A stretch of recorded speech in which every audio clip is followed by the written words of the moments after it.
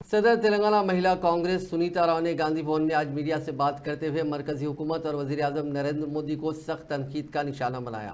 उन्होंने कहा कि बीजेपी हुकूमत ने पार्लियामेंट में खवातीन को तहफ़्फ़ुज़ात देने का बिल तो मंजूर कर दिया, लेकिन उस पर अमल आवरी करने में नाकाम रही। सुनीता राव ने बताया कि तेलंगाना महिला कांग्रेस की जानिब से 29 जुलाई को नई दिल्ली के जंतर मंतर पर धरना देते हुए मरकजी हुकूमत से खवातीन को 33% तहफ़्फ़ुज़ात देने का मुतालबा किया जाएगा। అన్ఎంప్లాయ్మెంట్ ఎక్కడ ఆడవాళ్లకు ఉద్యోగాలు కూడా లేవు। ఈ రోజు చాలని జీతాలు, దానివల్ల డొమెస్టిక్ వైలెన్స్ కేసెస్ కూడా ఇంక్రీజ్ అయిపోయాయి। పిల్లలను చదివించుకోవాలా ఆడవాళ్ళు, ఈ రోజు ఉద్యోగాలు చేయాలా అంటే ఉద్యోగాలు లేవు। ఈ రోజు ఇవన్నీ కూడా మేమొస్తే ఖచ్చితంగా జాబ్స్ ఇస్తామని ప్రామిస్ చేశాం। రాహుల్ గాంధీ గారు మహాలక్ష్మి యోజన అనేది తేవడం జరిగింది।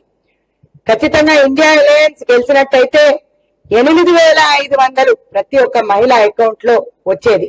ఫైనాన్షియల్ అసిస్టెన్స్ లేకుండా అయిపోయినది। ఈ రోజు 2500 తెలంగాణ ప్రభుత్వం ఇస్తుంది, మహిళలను ఆదుకుంటుంది। అదే మోదీ గవర్నమెంట్ ఈ రోజు 450కి సిలిండర్ కూడా ఇస్తానని చెప్పి ప్రామిస్ చేశారు, అవి కూడా ఎక్కడా కనపడట్లేదు।